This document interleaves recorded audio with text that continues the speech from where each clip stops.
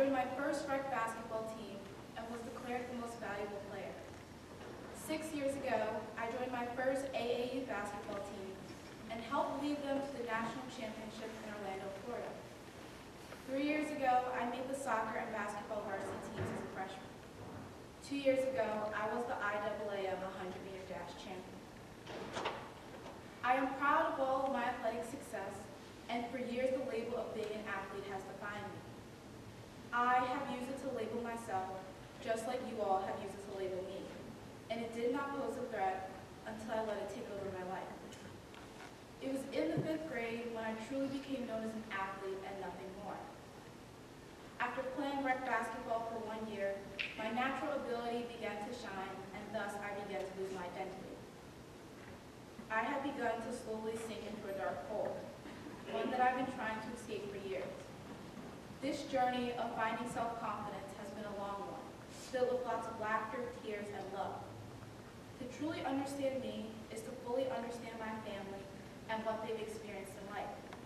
So I take this time today to share with you all the most important people in my life who helped dig me out of the hole that I let myself fall into. My mom is the strongest person I know. She is the purest definition of defeating all odds.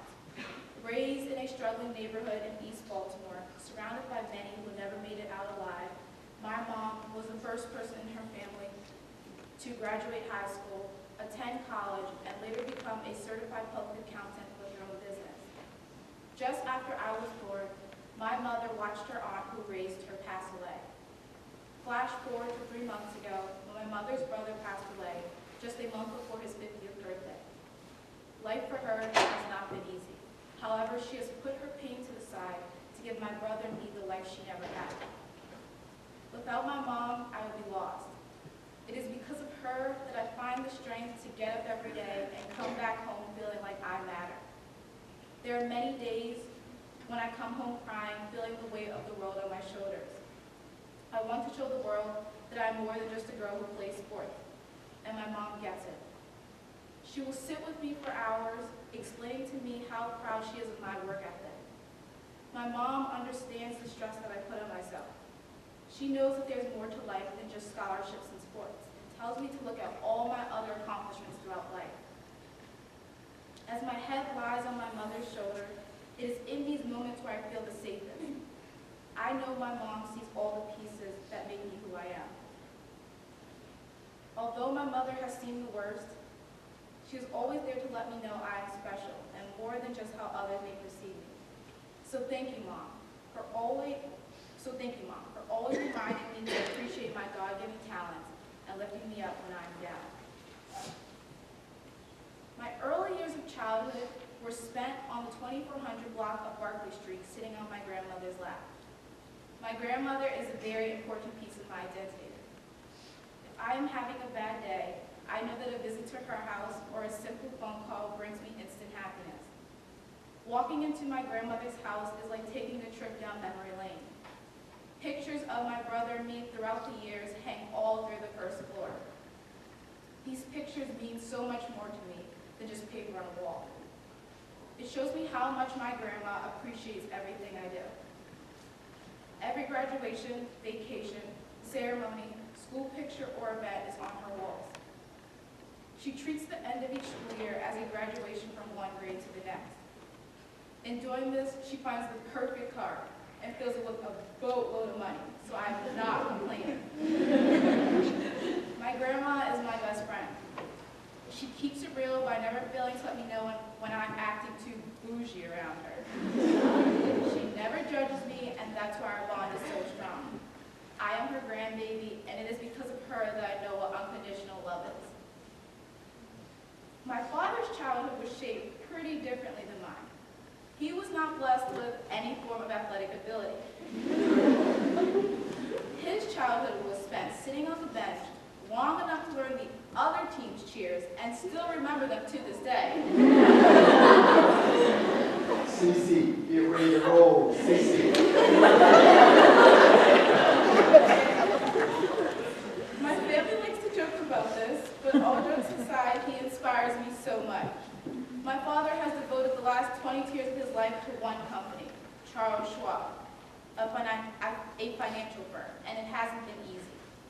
After being called the N-word by a colleague and having clients not work with him because he was black, he still remained focused on his goal. He never once doubted himself and always strived to do better. My dad does not always understand why I doubt myself, but he knows my strengths and abilities. Although he does not like to admit it, I know for a fact that he is saddened that I will not be playing basketball this year. He also knows that I am destined for more in life, so he is okay with my decision. I think it is because of this that he is able to help me find myself. His experiences at Charles Schwab have showed him how to break out of the stereotypes and be his true self. This is my ultimate goal. I look to him as a model on how to keep pushing, something that I'm still working on today. A year and 6 months apart, the bond that my brother and I share is beyond amazing. My brother is a very big part of who I am today. I think I tend to be so quiet because of him. At a young age, my brother felt the need to answer every question that was posed for me. If someone asked how old I was, he would quickly respond and say my age. He has been my protector since day one. Just about every picture of us as children involves my brother either holding me, hugging me, or kissing me. My brother has endured a lot over his 19 years of life, but has managed to never lose faith within himself or God. It was at these times when I expected him to be at his lowest, but instead it put him at his highest. We don't always get along, but the love is always there. Just a phone call away at the University of Delaware, my brother finds time to talk to me. He knows everything I deal with and gives the best advice. His simple words of telling me how amazing I am is really special to hear from him. Our best times are going on our daily runs or jamming to music in the car. During these moments, I am able to tell him everything, and he listens. He has always believed in me and hopes that one day I can believe in myself. He is the definition of a big brother, and I'm so grateful to be a sister. In just the span of 2 long summers, I have created another family. Located on 242 South Patterson Park in the heart of Baltimore City is a family that is near and dear to my heart. This family changes every year with new additions that keep the family growing bigger and bigger. It is a bond between the staff, volunteers, and the children who come every year to make camp an experience. A day at Camp St. Vincent goes far beyond just trying to reach our community service hours. The most important part of camp life are the kids. The kids who come to camp every single day with smiles on their faces despite their situations at home. It is amazing to see the growth of each child over the 8 weeks of camp. The relationships that I have built with these kids are constant reminders to me that I am appreciated.